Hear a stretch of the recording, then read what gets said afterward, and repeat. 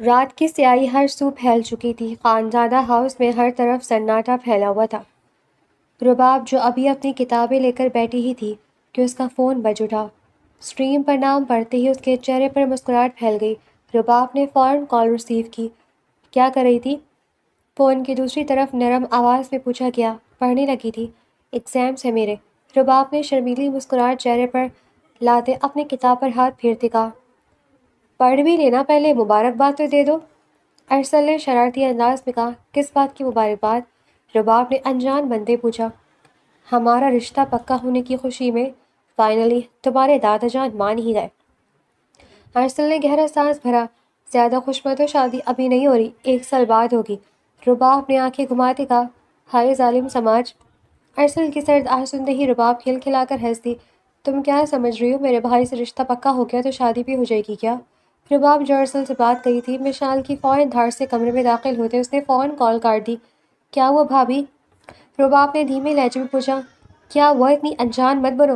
میری بات کان کھول کر سن لو رباب، میں تمہیں شادی ارسل سے ہونے نہیں دوں گی، اس لیے اپنے دماغ سے یہ غلط فہمی نکال دو، ایسا کبھی نہیں ہو سکتا۔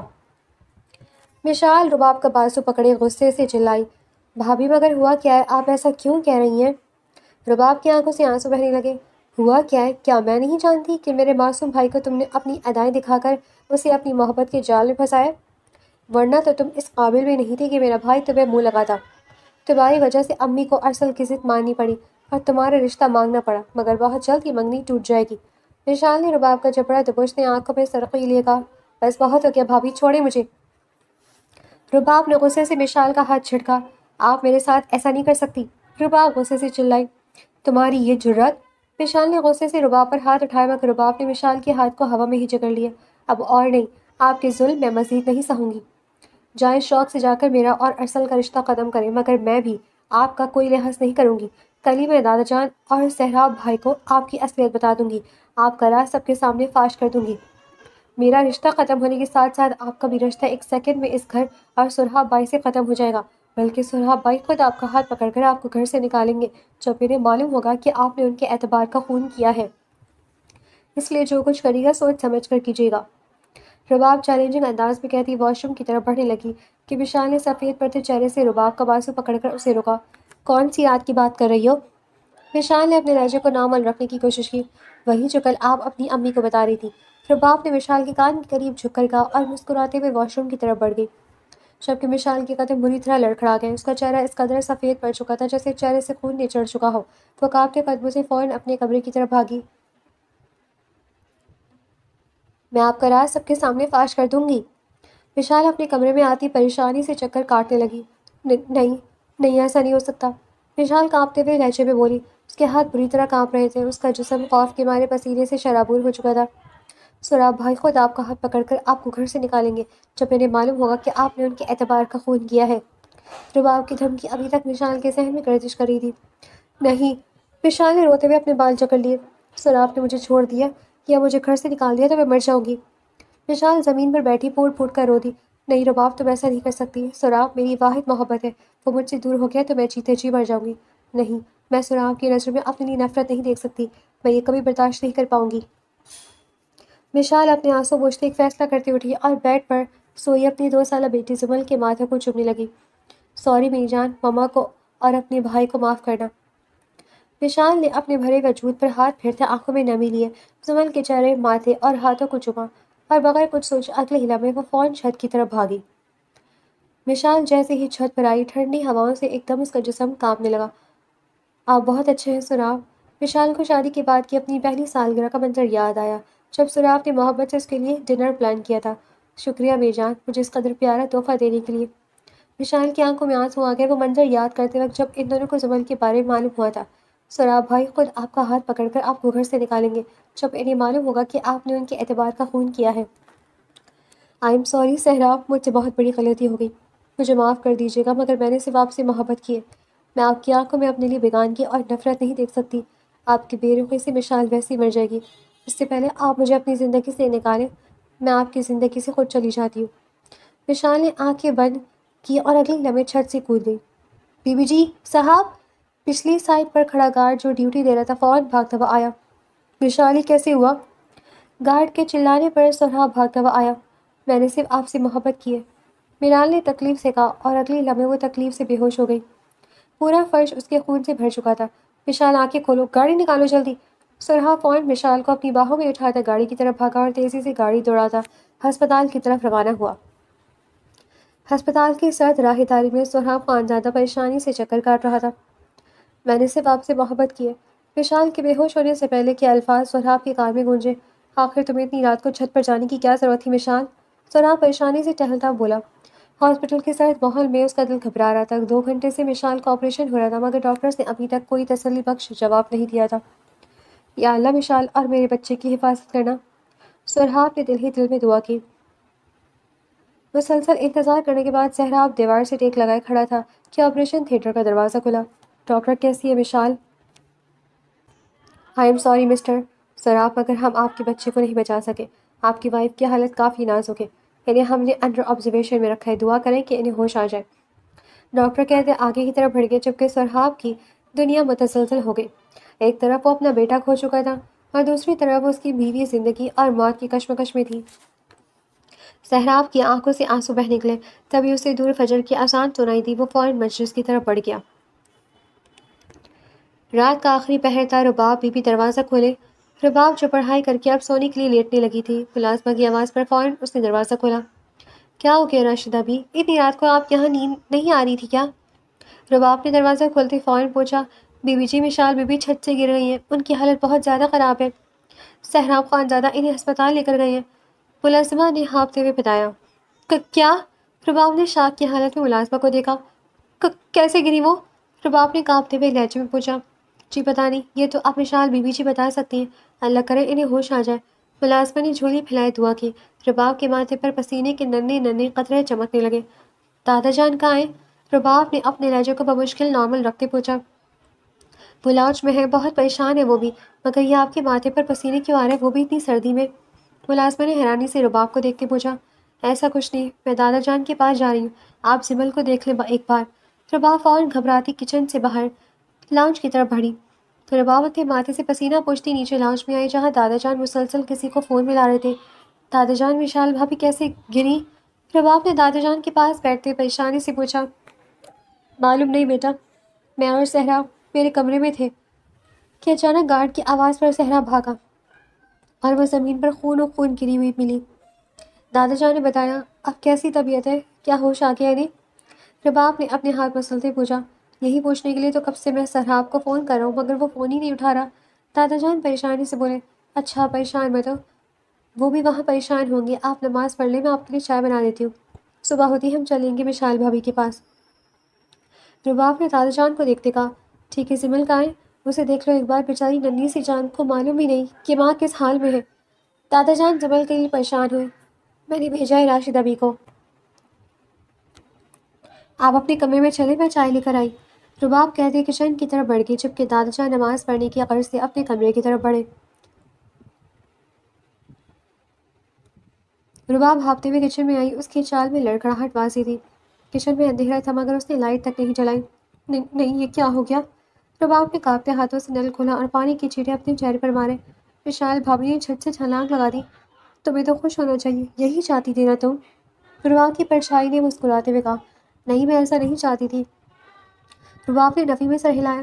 تمہاری دھمکی کے خوف سے ڈر کر انہوں نے اپنی جان کی بھی پرواہ نہیں کی۔ کتنی خود غرض ہے تم، اپنی محبت کی خاطر تم نے ایک انسان کی جان لے لی۔ رباب کی پرچھائی نے اسے آئینہ دکھایا۔ نہیں میں نے صرف دھمکی دی تھی تاکہ وہ ارسل اور میرا رشتہ ختم نہ کرے، مجھے نہیں معلوم تھا وہ اپنی جان دے دیں گی۔ رباب روتے بولی۔ تم ایک قاتل ہو، تم نے قتل کیا وشال بھابی کا۔ نہیں میں نے کچھ نہیں کیا۔ وشال چلاتی ہوئی اپنے کانوں پر ہاتھ رکھ گئی کہ تبھی کچن کی لائٹ آن ہوئی۔ رباب بی بی کیا ہوا؟ راشدہ بی نے کچن میں داخل ہوتے پوچھا۔ ان کے ہاتھ میں زمل تھی جو پوری طرح رو رہی تھی۔ رباب نے آنکھیں کھول کر جیسے ہی دیکھا اس کا عکس اب کہیں بھی نہیں تھا۔ کچھ بھی نہیں، میں دادا جان کے لیے چائے بنانے آئی تھی۔ رباب نے اپنے بالوں میں ہاتھ پھیرتے فوراً گھبراتے لہجے میں کہا۔ چائے میں بنا دیتی ہوں، آپ زمل بی بی کو سنبھالیں۔ رو رو کر ناک میں دم کر دیا۔ راشدہ بی نے کہتے زمل کو رباب کی طرف بڑھایا۔ ادھر آ جاؤ بیبی، کیا ہوا؟ رباب زمل کو گود میں لیے چپ کروانے لگی جبکہ اس کا دل ابھی بھی زور زور سے دھڑک رہا تھا۔ یا اللہ مشال کو صحت عطا کرے، ہماری بیٹی بہت چھوٹی ہے، اس کی خاطر مشال کو زندگی عطا کر دیں۔ سہراب گڑ گڑا کر دعا مانگ رہا تھا۔ تھوڑی دیر بعد وہ چہرے پر ہاتھ پھیرتا واپس ہسپتال میں آیا تو اس کی نظر یاسمین بیگم اور ارسل پر پڑی۔ آنٹی آپ یہاں، آپ کو کس نے بتایا؟ سہراب نے یاسمین بیگم کو دیکھتے پوچھا۔ میری بیٹی زندگی اور موت کی جنگ لڑ رہی ہے، مگر تم نے ہمیں بتانا بھی گوارا نہ کیا۔ تمہاری ملازمہ کو میں فون نہ کرتی تو مجھے تو معلوم ہی نہ ہوتا۔ یاسمین بیگم غصے سے بولی۔ امی، سہراب بھائی پریشانی بتانا بھول گئے ہوں گے۔ ارسل نے یاسمین بیگم کو دیکھتے کہا، جس پر وہ غصے سے رخ پھیر گئی۔ بھائی کیسے ہوا یہ سب؟ آپ ہی کی یہ حالت؟ ارسل نے سہراب کے پاس آتے پوچھا۔ پتہ نہیں کیسے چھت سے گر گئی، بس دعا کرو کہ وہ ٹھیک ہو جائے۔ سہراب نے سر جھکایا کہا، کیا؟ چھت سے کیسے گری؟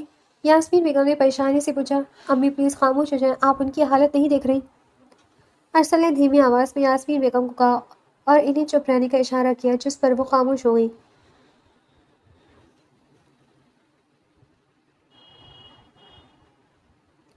دسمبر کا مہینہ تھا، سورج کی ہلکی ہلکی کرنیں سردی کی تپش کو مدھم کر رہی تھیں۔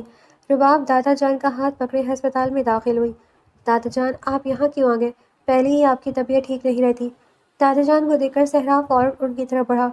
چھوڑو میری فکر، بتاؤ مشال کیسی ہے؟ رات سے تمہیں فون کر رہا ہوں مگر تم ہو کے فون ہی نہیں اٹھا رہے۔ دادا جان نے سہراب کو دیکھتے پوچھا۔ دادا جان میرا فون ڈیڈ ہے، اس لیے آپ کو بتا نہیں سکا۔ میرا بیٹا چلا گیا دادا جان۔ سہراب دادا جان کی گلی لگتے پھوٹ پھوٹ کر رو دیا۔ صبر کرو بیٹا، انشاءاللہ اللہ کرم کرے گا۔ دادا جان نے سہراب کی پیٹھ مسلتے اسے تسلی دی۔ آپ کے پیشنٹ کو ہوش آ گیا ہے، وہ اپنے ہسبینڈ کو بلا رہی ہیں۔ ڈاکٹر نے آئی سی یو سے باہر آتے اطلاع دی۔ جاؤ بیٹا، دادا جان نے سہراب کو دیکھتے کہا۔ سہراب فوراً آئی سی یو کی طرف بڑھا۔ سہراب آئی سی یو میں داخل ہوا، جہاں مشال کا وجود نالیوں میں جکڑا ہوا تھا۔ مشال کیسی ہو؟ سہراب نے مشال کے ماتھے کو سہلاتے پوچھا۔ مجھے میری ہر غلطی کے لیے معاف کیجیے گا سہراب، میں نے صرف آپ سے محبت کی ہے، یہ جدائی بہت جان لیوا ہے۔ مشال نے لڑکھڑاتے ہوئے لہجے میں کہا۔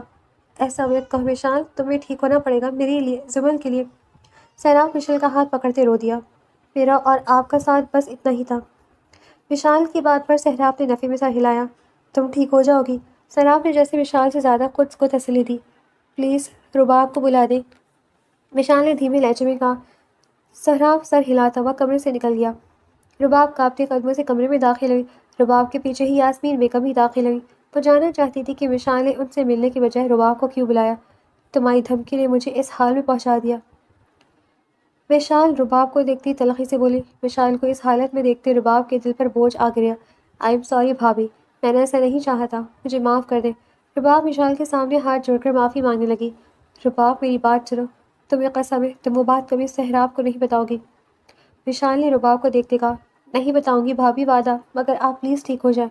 رباب نے روتے ہوئے کہا، اگر تم نے کبھی اپنے وعدے کی خلاف ورزی کی یا سہراب کو بتایا تو میں قیامت کے دن تمہارا گریبان پکڑوں گی۔ یہ کہتے ہی مشال کی گردن ایک طرف ڈھلک گئی اور وہ ہمیشہ کی نیند سو گئی۔ بھابھی اٹھیں!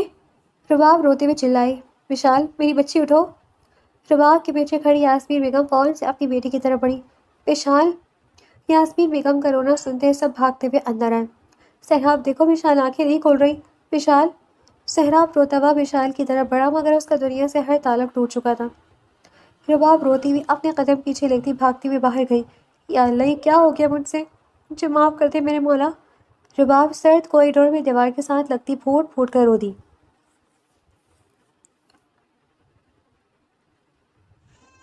مشال کو دفنائے 2 دن ہو چکے تھے۔ دوپہر کا وقت تھا۔ دادا جان لاؤنج میں بیٹھے تسبیح پڑھ رہے تھے کہ سہراب لاؤنج میں داخل ہوا۔ اس نے سفید شلوار قمیص پر جگہ جگہ لگی مٹی بتا رہی تھی کہ وہ قبرستان سے ہو کر آیا ہے۔ رباب بیٹا پانی لے کر آؤ۔ دادا جان نے رباب کو آواز لگائی۔ سہراب بیٹا، مانا تمہارا دکھ بہت بڑا ہے مگر اس طرح خود سے غافل مت ہو۔ دادا جان نے سہراب کے کندھے پر ہاتھ رکھتے کہا۔ سہراب بھائی پانی۔ رباب نے ٹرے میں رکھا پانی کا گلاس سہراب کے سامنے کیا۔ دادا جان مجھے ایک بات سمجھ نہیں آ رہی کہ آخر مشال چھت پر کیا کرنے گئی تھی، یا تو اس کا پاؤں پھسلا یا اس نے خود جان دی، مگر وہ ایسا کیوں کرے گی؟ سب کچھ تو ٹھیک تھا، ہم اتنا خوش تھے، آخر ایسی کیا پریشانی تھی کہ اس نے خودکشی کی؟ سہراب نے پانی کا گلاس پکڑتے سوچتے ہوئے کہا۔ سہراب کی بات سن کر رباب کے ہاتھ نامحسوس انداز میں کانپنے لگے۔ بیٹا یہ بات تو اللہ ہی جانے کہ آخر اس نے ایسا کیوں کیا، مگر پاؤں پھسلنے کا سوال پیدا نہیں ہوتا سہراب، کیونکہ چھت کی دیواریں اتنی چھوٹی بھی نہیں کہ پاؤں پھسلا جائے۔ یقیناً مشال نے خودکشی ہی کی ہے، اور اس کی وجہ تو مشال خود ہی بتا سکتی تھی، مگر اب وہ اس دنیا میں نہیں رہی۔ دادا جان نے افسوس سے کہا، بس ہم اب اس کی مغفرت کی دعا ہی کر سکتے ہیں، اللہ اس کی مغفرت فرمائے۔ دادا جان نے تسبیح میز پر رکھتے کہا، آمین۔ صحرا نے فوراً کہا، بیٹا تم سارا دن تھکے ہارے آئے ہو، کچھ دیر آرام کر لو۔ دادا جان نے صحرا کو دیکھتے کہا، جی دادا جان، مگر سمل کہاں ہے؟ صحرا نے رباب کو دیکھتے پوچھا، وہ میرے کمرے میں تھوڑی دیر پہلے ہی سوئی ہے۔ صحرا نے رباب کو دیکھتے پوچھا، وہ میرے کمرے میں ہے، تھوڑی دیر پہلے ہی سوئی ہے۔ رباب نے آنکھیں جھکائے کہا، وہ آنکھیں ملانے سے ڈر رہی تھی، اسے ڈر تھا کہ کہیں کوئی اس کی آنکھوں سے سچائی نہ پڑھ لے۔ ٹھیک ہے، میں اپنے کمرے میں جا رہا ہوں، جب وہ اٹھے تو اسے میرے پاس بھیج دینا۔ سہراب کہتا اپنے کمرے کی طرف بڑھ گیا۔ سہراب اپنے کمرے میں داخل ہوا تو اسے مشال کی خوشبو اپنے کمرے میں محسوس ہوئی۔ ڈریسنگ ٹیبل پر اس کی چوڑیاں رکھی ہوئی تھی، الماری میں اس کے کپڑے لٹکے ہوئے تھے، سائڈ ٹیبل پر اس کا فون رکھا ہوا تھا۔ ایسا لگ رہا تھا کہ ابھی وہ کہیں سے سامنے آ جائے گی، مگر یہ سب سچ نہیں تھا۔ مشال، بھلے ہی ہماری شادی ارینج تھی، مگر تم نے مجھے اپنی عادت ڈال دی تھی۔ تمہاری معصومیت میرے لیے تمہاری جنونی محبت، شام کو میرے آنے سے پہلے تمہارا سج سنور کر تیار رہنا، سب بہت پسند تھا مجھے۔ کیسے رہوں گا میں تمہارے بغیر؟ سہراب نے الماری سے اس کا جوڑا نکال کر اپنے سینے سے لگایا اور پھوٹ پھوٹ کر رو دیا۔ کافی دیر بعد وہ بیڈ پر آ کر بیٹھا۔ 2 دن سے نہ سونے کی وجہ سے اس کا سر پھٹ رہا تھا، مگر نیند کو سے دور تھی۔ سہراب نے سائڈ ٹیبل کی طرح سے سلیپنگ پل نکالی اور سائڈ ٹیبل پر رکھ کے پانی کے گلاس سے گولی نگل گیا۔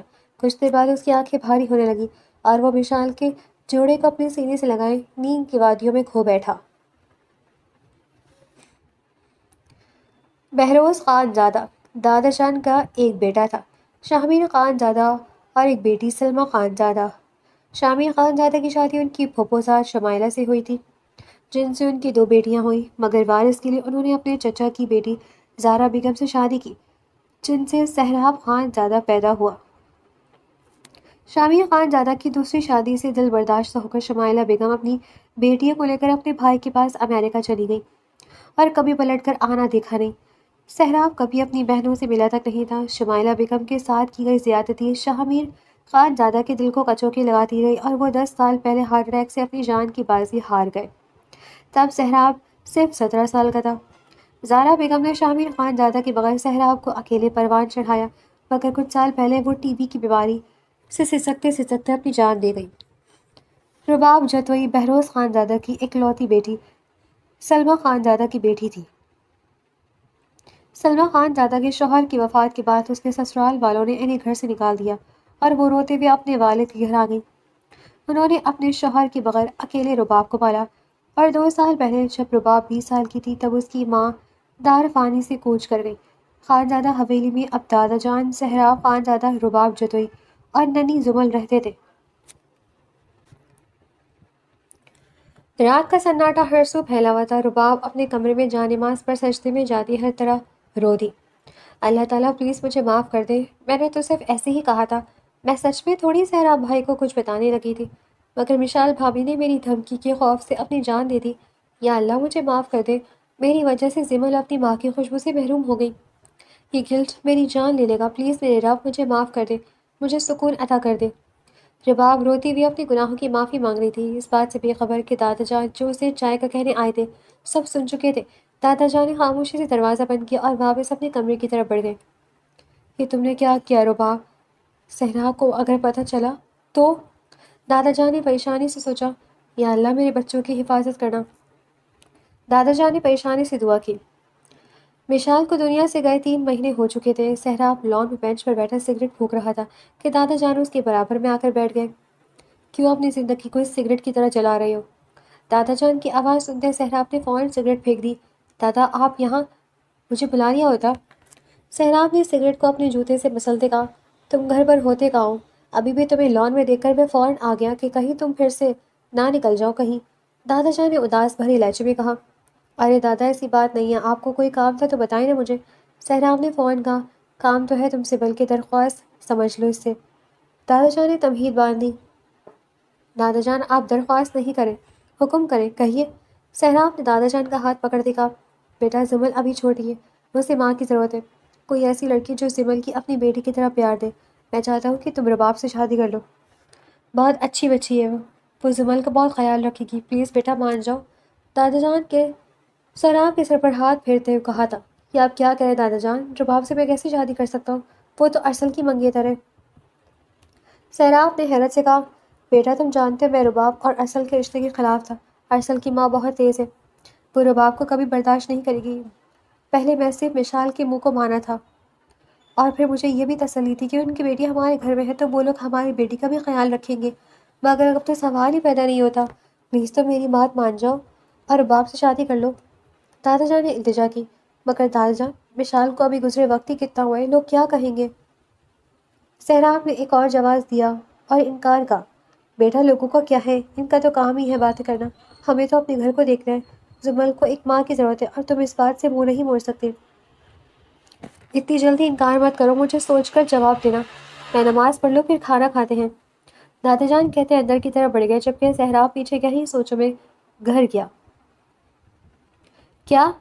صبح جب رباب دادا جان کے کمرے میں چائے لے کر آئے تو ان کی بات سنتی وہ حیرانی اور صدمے سے انہیں دیکھنے لگی۔ دادا جان آپ یہ کیا کہہ رہے ہیں؟ میرا تو ارسل سے رشتہ پکا ہے، میں سہراب بھائی سے کیسے شادی کر سکتی ہوں؟ رباب آنکھوں میں نمی لیے بولی، مجھے تمہارے لیے ارسل نہیں پسند اور میں نہیں چاہتا کہ تمہاری شادی وہاں ہو۔ دادا جان نے سخت لہجے میں کہا، دادا جان پلیز ایسے مت کہیں، آپ نے خود رشتے کے لیے حامی بھری تھی، اب آپ کیسے مکر سکتے ہیں؟ رباب نے احتجاج کیا، اس کی ماں یاسمین بہت شاطر عورت ہے، وہ تمہیں کبھی بسنے نہیں دے گی، اور میں اپنی بات بار بار نہیں دہراؤں گا، اس جمعے تمہارا سہراب سے نکاح ہے، بس میں مزید کچھ نہیں سنوں گا۔ دادا جان نے حتمی لہجے میں اپنا فیصلہ سنایا، دادا جان میں یہ شادی ہرگز نہیں کروں گی۔ رباب چلائی، بکواس بند کرو، اور تمہاری جرت کیسی مجھے اونچی آواز سے بات کرنے کی؟ جو تم نے کیا ہے نا، اب تمہاری ذمہ داری بنتی ہے کہ تم زمل کا خیال رکھو۔ وہ بچی تم سے کس قدر مانوس ہے، میں چاہتا ہوں تم پھپھو بن کر نہیں بلکہ ماں بن کر اس کا خیال رکھو۔ دادا جان رباب کی بدتمیزی پر غصے سے چلائے، آپ مجھے بلیک میل نہیں کر سکتے، زبل اگر مجھ سے مانوس ہے تو کیا میں اس کے باپ سے شادی کر لوں؟ ایسا نہیں ہو سکتا، میں ارسل سے محبت کرتی ہوں اور اسی سے شادی کروں گی۔ اگر آپ نے مجھے بلیک میل کیا دادا جان تو میں حویلی سے بھاگ جاؤں گی۔ سہراب خان زیادہ جرات پر سویا نہیں تھا، وہ پوری رات اس رشتے کے بارے میں سوچتا رہا تھا اور اسی فیصلے پر پہنچا تھا کہ اپنے ساتھ وہ رباب کی زندگی خراب نہیں کرنا چاہتا۔ سہراب کے ہاتھ دروازے پر ہی رک گئے تھے، وہ دادا جان کو اپنا فیصلہ سنانے آیا تھا، مگر رباب کو بات کرتے دیکھ کر وہ پلٹنے لگا تھا۔ جب دادا جان کی آواز پر قدم رکے، میں بلیک میل نہیں کرا، اگر تم نے سہراب سے نکاح نہ کیا تو میں اسے بتا دوں گا کہ اس کی حاملہ بیوی تمہاری وجہ سے سیڑھیوں سے گری تھی اور اس کی 2 سال کی بچی تمہاری وجہ سے مسکین ہوئی ہے، جس کی پرورش اب تمہاری ذمہ داری ہے۔ دادا جان کی بات پر رباب کا دل خوف سے لرزا۔ آپ کو کیسے معلوم؟ رباب نے کانپتی ہوئی آواز سے پوچھا، میں نے اس دن تمہاری بات سن لی تھی جب تم اپنے گناہوں پر رو رہی تھی۔ خیر اب یہ رونا دھونا بند کرو اور جا کر شادی کی تیاری کرو، اس جمعے تمہارا نکاح ہے۔ دادا جان نے سخت لہجے میں کہا، مگر دادا جان، رباب کچھ کہنے والی تھی کہ سہراب خان زیادہ غصے سے کمرے میں داخل ہوا۔ ارے سہراب بیٹا تم! دادا جان اور رباب اسے دیکھ کر چونک گئے تھے اور ڈر رہے تھے کہ اس نے سب سن تو نہیں لیا۔ جی دادا جان، میں آپ کو بتانے آیا تھا کہ مجھے اس رشتے پر کوئی اعتراض نہیں، میری طرف سے ہاں ہے۔ سہراب نے اپنے چہرے کو نارمل رکھنے کی کوشش کی جیسے اس نے کچھ سنا ہی نہ ہو، جبکہ اس کی مٹھی غصے سے بری طرح بھنجی ہوئی تھی۔ ماشاء اللہ، یہ تو بہت اچھی بات ہے، رباب بھی مان چکی ہے، کیوں رباب؟ دادا جان نے مسکراتے ہوئے کہا، جی دادا جان۔ رباب نے دانت پیستے ہوئے کہا، وہ دادا جان کی آنکھوں میں چھپی تنبیہ اور دھمکی دیکھ چکی تھی۔ کیا مصیبت ہے؟ رباب کمرے میں آتی پھوٹ پھوٹ کر رو دی، میں ارسل کے علاوہ کسی اور سے شادی کیسے کر سکتی ہوں، اور وہ بھی سہراب لالا سے جو اتنے سخت ہیں۔ رباب پھوٹ پھوٹ کر اپنی قسمت پر رو رہی تھی کہ اس کا فون بج اٹھا۔ ہیلو؟ رباب نے ناک سکھیرتے فون اٹھایا۔ رباب تم رو رہی ہو کیا؟ ارسل نے اس کی زکام زدہ آواز سنتے پوچھا۔ ایسی کوئی بات نہیں، بس امی ابو یاد آ رہے تھے۔ رباب نے جھوٹ کہا، اچھا میں نے تمہیں یہ بتانے کے لیے فون کیا کہ میں امی کے ساتھ شمائلہ خالہ کے پاس لندن آیا ہوا ہوں۔ آپ ہی کے جانے کے بعد وہ بہت اداس ہو گئی تھی، نہ کھاتی ہیں نہ بات کرتی تھی، ان کی طبیعت دن بدن گزر رہی ہے، اس لیے ڈاکٹرز نے کہا کہ جلد بدلنے سے ان کی صحت پر اچھا اثر پڑے گا، اس لیے میں انہیں خالہ کے پاس لے گیا۔ تم فکر مت کرو، 1 مہینے تک ہم واپس آ جائیں گے اور امی آ کر ہماری شادی کی بات کریں گی، کیونکہ میں امی کو اب اکیلا نہیں چھوڑ سکتا، تم اپنا خیال رکھنا۔ ارسل نے تفصیل سے اسے بتایا۔ ارسل میری بات 1 سیکنڈ، شاید امی بلا رہی ہے، میں بعد میں فون کرتا ہوں۔ ارسل نے کہتے فون کاٹ دیا۔ فون کرتے رباب پھر سے رونے لگی۔ ارسل میں آپ کو کیسے بتاؤں، آپ کی آنے تک بہت دیر ہو جائے گی۔ رباب اپنی قسمت کی پلٹا کھانے پر بلک بلک کر رو دی۔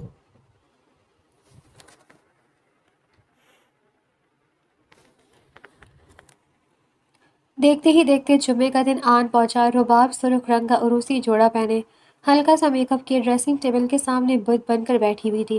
اس نے کتنی بار ارسل کو فون کیا تھا مگر اس دن کے بعد سے اس کا نمبر بند تھا۔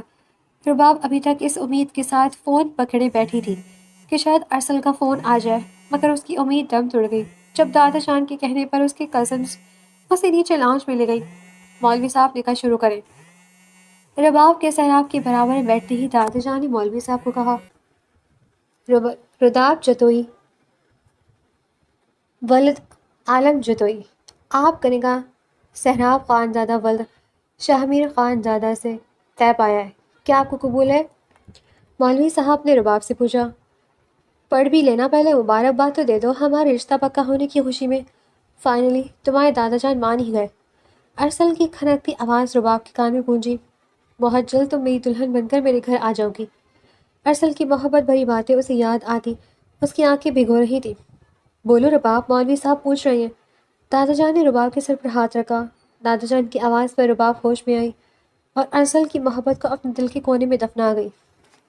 ہمارا ساتھ شاید قسمت میں ہی نہیں تھا، رباب نے دل میں سوچا۔ قبول ہے۔ رباب نے کانپتے لہجے میں سہراب خان زادوں کو اپنی زندگی میں داخل کر لیا۔ رباب سے 3 بار پوچھنے کے بعد مولوی صاحب سہراب خان زادہ کی طرف متوجہ ہوئے۔ سہراب خان زادہ ولد شاہمیر خان زادہ، آپ کا نکاح رباب جتوئی ولد عالم جتوئی سے طے پایا ہے، کیا آپ کو قبول ہے؟ مولوی صاحب نے سہراب سے پوچھا۔ اگر تم نے سہراب سے نکاح نہ کیا تو میں اسے بتا دوں گا کہ اس کی حاملہ بیوی تمہاری وجہ سے سیڑھیوں سے گری تھی اور اس کی 2 سال کی بچی تمہاری وجہ سے مسکین ہوئی ہے، جس کی پرورش اب تمہاری ذمہ داری ہے۔ دادا جان کے الفاظ سہراب کے کان میں گونجے، تم نے مجھ سے نکاح کر کے موت کو دعوت دی ہے رباب۔ سہراب نے مٹھی بھیجتے غصے سے سوچا اور اگلے ہی پل اپنی رضامندی دے دی۔ سہراب کا چہرہ اس وقت خطرناک حد تک سپاٹ تھا۔ نکاح مکمل ہوتے ہی وہ دادا جان کے گلے لگا۔ سب لوگ اسے اور رباب کو مبارکباد دینے لگے جو وہ دونوں بے دلی سے قبول کر رہے تھے۔ سہراب کا کمرہ کہیں سے بھی نئے شادی شدہ جوڑے کا کمرہ نہیں لگ رہا تھا، نہ کوئی سجاوٹ نہ کوئی پھول۔ رباب بے دلی سے کمرے کا جائزہ لے رہی تھی جہاں ڈریسنگ ٹیبل پر ابھی بھی مشال کا سارا سامان سجا ہوا تھا۔ رباب کی نظر بیڈ کے اوپر لگے مشال اور سہراب کی شادی کی تصویر پر پڑی تو وہ تلخی سے مسکرائی۔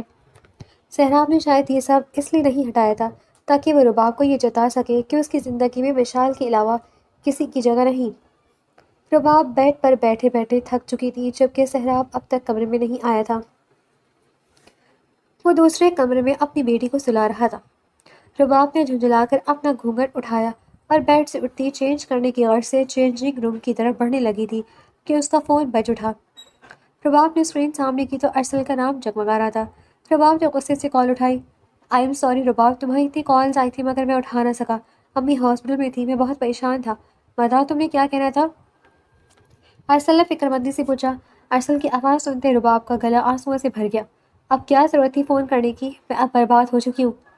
رباب روتے ہوئے چلائی۔ رباب ایسا کیوں کہہ رہی ہو، کیا ہوا ہے؟ ارسل نے پریشانی سے پوچھا۔ مر گئی رباب، تم نے اور دادا جان نے مجھے مار دیا۔ رباب رونے میں اس قدر مگن تھی کہ وہ سہراب کا آنا بھی محسوس نہ کر سکی۔ کس سے بات کر رہی ہو؟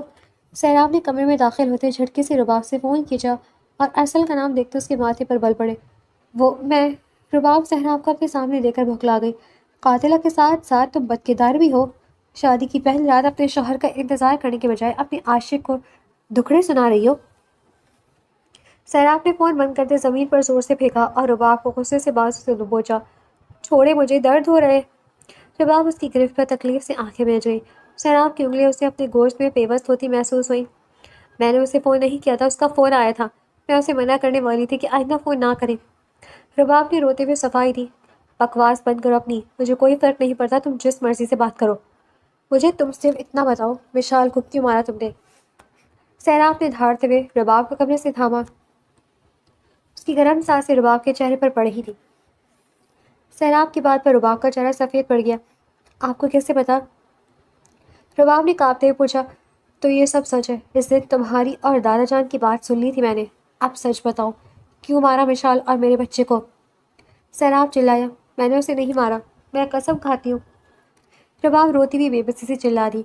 بکواس بند کرو اپنی، میری ہستی بستی زندگی کو آگ لگا کر تمہیں کیا ملا؟ تمہاری وجہ سے میری بچی ماں کی محبت سے محروم ہو گئی۔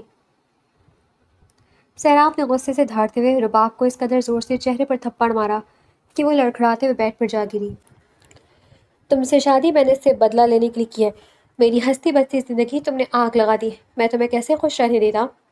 تم بھی اب ویسے ہی تڑپو گی جیسے میں تڑپا ہوں، جیسے مشال تڑپی تھی۔ سیراب غصے سے رباب کے بال کھینچتے دانت پیستے غرایا۔ میری زندگی میں تمہاری کوئی جگہ نہیں۔ میں مشال کی جگہ تمہیں کبھی نہیں دوں گا۔ تم میری بیوی نہیں، صرف ایک قیدی بن کر رہو گی۔ تمہاری حیثیت میرے لیے ملازمت سے بھی بدتر ہے۔ سیراب نے غصے سے کہتے رباب کے بال جھڑکے۔ اس قدر تسلیل پر رباب کا دل کٹ کر رہ گیا۔ وہ جھٹکے سے اٹھی اور سیراب کے مقابل کھڑی ہو گئی۔ اگر بدلہ ہی لینا ہے تو جان سے مار دے مجھے، مگر اس قدر تسلیل برداشت نہیں کروں گی میں۔ رباب غصے سے چلائی، اتنی آسانی سے تمہیں موت نہیں دوں گا۔ سیراب تنزیہ مسکرایا، تم بھی بالکل اسی طرح پل پل مرو گی جس طرح مشال مری تھی۔ سیراب نے رباب کو جھٹکے سے اپنے قریب کیا اور اس کے میک اپ سے سجے چہرے پر پھونک ماری۔ رباب نے ناگواری سے اپنا منہ پھیر لیا، زیادہ نخرے دکھانے کی ضرورت نہیں ہے۔ تم میری کوئی معنی نہیں رکھتی، اور یہ بات کبھی مت بھولنا، میں تمہیں کبھی بیوی کا درجہ نہیں دوں گا۔ سیراب نے غصے سے کہتے رباب کو جھٹک دیا، اب جاؤ کھڑی، میرا منہ کیا دیکھ رہی ہو؟ جا کر چینج کرو، میں تمہاری تعریف کے پل نہیں باندھنے لگا۔ سیراب نے سخت لہجے میں کہا۔ رباب اس کی بے رخی پر سر جھٹکتی اپنا لہنگا سنبھالتی الماری سے کپڑے نکالنے لگی۔ کیا کر رہی ہے تم؟ سیراب نے رباب کو الماری میں گھسے دیکھا تو غصے سے اس کی طرف آیا۔ کپڑے نکال رہی ہوں، اندھے ہو کیا؟ رباب غصے سے بولی۔ اس نے سوچ لیا تھا جب وہ اس کا لحاظ نہیں کر رہا تو وہ کیوں کرے۔ بکواس بند کرو، اور تمہاری ہمت کیسے ہوئی میری الماری میں اپنے کپڑے رکھنے کی؟ اپنے کپڑے اٹھاؤ اور یہیں رکھ لو، یہاں صرف مشال کے اور میرے کپڑے رہیں گے۔ سیراب خان زیادہ نے غصے سے کہتے رباب کے سارے کپڑے الماری سے نکالے اور زمین پر پھینک دیے۔ پاگل ہو گئے ہو؟ اتنے مہنگے کپڑے ہیں میرے، پیچھے ہٹو۔ رباب سیراب کو دھکا دیتی اپنے برانڈڈ کپڑے اٹھانے لگی۔ اپنے یہ مہنگے کپڑے کہیں اور رکھو، میری کبرٹ میں اس کی کوئی جگہ نہیں۔ سیراب نے غصے سے کہا اور بیڈ پر جا کر سکون سے لیٹ گیا۔ مجھے بھی کوئی شوق نہیں اس تھرڈ کلاس الماری میں اپنے کپڑے رکھنے کا۔ راستہ بھی نے سیٹ کیے تھے، میں اپنے کمرے میں رکھاتی ہوں۔ رباب چلا کر کہتی اپنے کپڑے لیے اپنے پرانے کمرے کی طرف بڑھ گئی۔ تم نے مشال کو کیوں مارا یہ میں جان کر ہی رہوں گا۔ رباب چاہے تم جتنا مرضی چھپا لو۔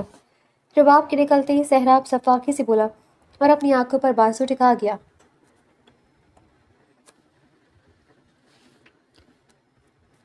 تھوڑی دیر بعد رباب واپس کمرے میں داخل ہوئی۔ وہ اب چینج کر چکی تھی، گہرے نیلے رنگ کا سادہ سا سوٹ پہنے، بالوں کی ڈھیلی چٹیاں بنائے جس سے چند لٹیں نکلی اس کے چہرے پر چپکی ہوئی تھی۔ دھلے دھلائے چہرے کے ساتھ بھی وہ بہت پیاری لگ رہی تھی۔ سیراب نے آنکھوں پر سے بازو ہٹایا تو اس کی نظر رباب کی ناک میں ہلکی سی چمکتی نوز پن پر گئی، مگر اگلے ہی پل وہ اپنی نظریں ہٹا گیا۔ رباب اپنے دوپٹہ ایک طرف رکھتی بیڈ کے دوسرے کونے پر آ کر بیٹھی ہی تھی کہ سراب چلا اٹھا، تم یہاں سوگی؟ یہ تم نے سوچ بھی کیسے لیا؟ سیراب غصے سے اٹھ بیٹھا، تو اور کہاں سوں؟ رباب نے حیرت سے اسے دیکھا۔ زیادہ بھولی مت بنو، چپ چاپ صوفے پر جاؤ، یہ وشال کی جگہ ہے۔ سیراب بیڈ کی دوسری طرف آتا رباب کا ہاتھ پکڑتا اسے بیڈ سے کھڑا کر گیا۔ میں صوفے پر نہیں سوؤں گی، مجھے عادت نہیں، میری کمر اکڑ جائے گی۔ رباب غصے سے بولی، میرے سامنے نخرے دکھانے کی ضرورت نہیں ہے، میں تمہارے نخرے نہیں اٹھانے والا، چپ چاپ صوفے پر سو۔ سیراب نے دانت پیستے ہوئے غصے سے کہا، ٹھیک ہے سو تم یہاں، میں اپنے کمرے میں جا رہی ہوں۔ رباب اپنے دوپٹہ اتھاڑی غصے سے دروازے کی طرف بڑھنے لگی تھی کہ سیراب نے اس کا بازو پکڑتے اسے صوفے کی طرف دھکیلا کہ وہ صوفے پر جا گری۔ خبردار جو میرا تماشا بنانے کی کوشش کی تو چپ چاپ یہاں سو، گھر میں ملازم بھی ہے اور کوئی میرے بارے میں ایک لفظ بھی بولے مجھے برداشت نہیں، اگر اب یہاں سے اٹھی تو ٹانگیں توڑ دوں گا۔ سیراب کے لہجے کے سرد پن پر رباب خوفزدہ ہو گئی اور بغیر کچھ کہے بیڈ سے تکیے اٹھاتی صوفے پر لیٹ گئی۔ سیراب بھی واپس بیڈ کی طرف پلٹتا لیٹ گیا۔ رباب کی نظر دوبارہ مشال اور سیراب کی تصویر پر پڑی اور وہ تکلیف سے آنکھیں بند کر گئی۔ اس نے کبھی نہیں سوچا تھا کہ اس کا ہٹا ہوا شوہر ملے گا۔ آہستہ آہستہ اس کی آنکھوں سے آنسو بہنے لگے۔ وہ نہیں جانتی تھی کہ اس کی ایک غلطی سے اسے کس جہنم میں لا کر کھڑا کر دے گی۔ یہ سب آپ کی وجہ سے ہوا ہے دادا جی، میں آپ کو کبھی معاف نہیں کروں گی۔ رباب نے روتے ہوئے دل میں سوچا، روتے روتے نہ جانے کب وہ نیند کی وادیوں میں کھو گئی۔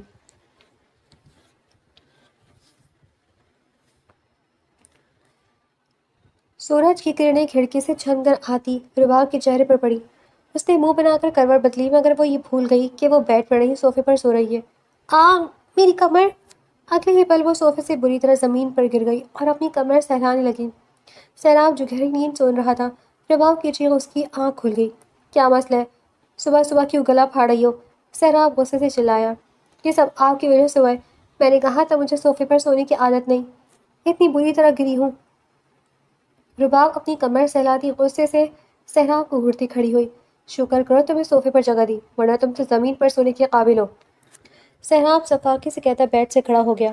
اتنا ظلم مت کریں، میں بے قصور ہوں، میں نے کچھ نہیں کیا وشال بھابھی کے ساتھ۔ سیراب کی بے عزتی پر رباب کی آنکھیں نم ہو گئی۔ میرے سامنے جھوٹ بولنے کا کوئی فائدہ نہیں، کیونکہ میں تمہارا اصلی چہرہ جانتا ہوں۔ اب اپنی فضول بکواس بند کرو اور جا کر میرے لیے ناشتہ بناؤ، مجھے آفس کے لیے نکلنا ہے۔ سیراب الماری سے اپنے کپڑے نکالتا اسے حکم صادر کر گیا۔ ناشتہ اور میں؟ آج میرا پہلا دن ہے شادی کے بعد میں کوئی کام نہیں کرنے والی۔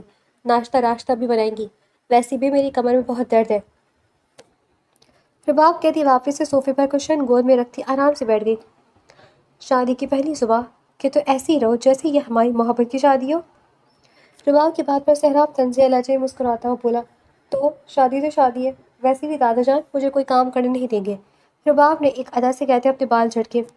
کوئی بات نہیں، میں دادا جان کو کہہ دوں گا کہ مجھے اپنی نئی نویلی دلہن کے ہاتھ کا ناشتہ کرنا ہے۔ میں تیار ہو کر آؤں تو تم ناشتہ بنا چکی ہو، جاؤ فوراً کچن میں۔ سیراب کہتا واش روم کی طرف بڑھ گیا۔ میں بھی نہیں بناؤں گی ناشتہ، ایک طرف اس قدر ذلیل کر رہا ہے کل رات سے، اور دوسری طرف اس کی خدمتیں کروں میں، مجھے پاگل کتے نے کاٹا ہے۔ رباب غصے سے کہتی بیڈ پر بیٹھ گئی۔ دل کیا فون یوز کرے مگر پھر یاد آیا کہ رات کو بے دردی سے سیراب نے اس کا فون توڑ دیا۔ رباب اپنے فون کا سوچتے غصے سے سیراب کو کوستی اس سے پہلے ہی کمرے کا دروازہ کھولا اور ننھی سمل آنکھیں ملتی کمرے میں داخل ہوئی۔ بابا کہاں ہیں؟ سمل نے توتلی زبان میں پوچھا۔ وہ واش روم میں گڑیا، آپ آؤ ادھر آؤ میرے پاس۔ رباب نے سمل کو پیار سے اپنی گود میں بٹھایا۔ ننھی سمل کو دیکھتے اس کا سارا غصہ اڑن چھو ہو گیا۔ گھر کی اکلوتی بچی تھی وہ، جس سے سبھی پیار کرتے تھے۔ بریک فاسٹ کر لیا آپ نے؟ رباب نے سمل کا گال چومتے پوچھا۔ نہیں، سمل نے نفی میں سر ہلایا۔ او ہو، میں ابھی آپ کی فیوریٹ پین کیکس بناتی ہوں، ٹھیک ہے؟ سمل میری ہیلپ کرے گی؟ رباب نے مسکراتے ہوئے پوچھا۔ سمل نے مسکراتے ہوئے اسمات میں سر ہلایا۔ کچن میں گھس کر چیزیں بکھیرنا اس کا پسندیدہ مشغلہ تھا۔ سمل کی شرارتی مسکراہٹ پر رباب ہنس دی۔ تم میری بیٹی سے دور رہو سمجھی؟ سہراب جیسے ہی واش روم سے نکلا، سمل کو رباب کی گود پہ دیکھ کر غصے سے سمل کے اوپر چلانے لگا۔ سہراب کے چلانے پر سمل رونے لگی۔ کیوں؟ اب بچی سے بھی مسئلہ ہے؟ دادا جان نے کہا تھا کہ سمل میری ذمہ داری ہے۔ رباب نے غصے سے کہا، دادا جان کی باتوں پر غور نہ کرو، میری بیٹی سے دور رہو۔ تمہارا کیا بھروسہ، اس کو بھی مار دو جیسے اس کی ماں کو مارا تھا۔ سیراب غصے سے دھاڑتا، آپ پاگل ہو چکے ہیں۔ رباب غصے سے کہتی کمرے سے جانے لگی کہ سیراب کے غصے سے اس کا بازو دبوچا۔ حد میں رہو اپنی، مجھ سے بدتمیزی کرنے کی ضرورت نہیں۔ سیراب نے دانت پیستے ہوئے کہا، مجھے چھوڑے اور اپنی بیٹی کو چپ کرائیں جو آپ کے چلانے سے ڈر گئی ہے۔ رباب نے سمل کو دیکھتے کہا جو مسلسل رو رہی تھی، اور اگلے ہی لمحے کمرے سے نکل گئی۔ سوری گڑیا، چپ ہو جاؤ۔ آئی ایم سو سوری، میں نے شاؤٹ کیا۔ سہراب سمل کے بال سہلاتا اسے چپ کروانے لگا۔ اپنی بچی پر میں تمہارا کالا سایہ ہرگز نہیں پڑنے دوں گا۔ سہراب دل ہی دل میں غصے سے بڑبڑاتا بولا۔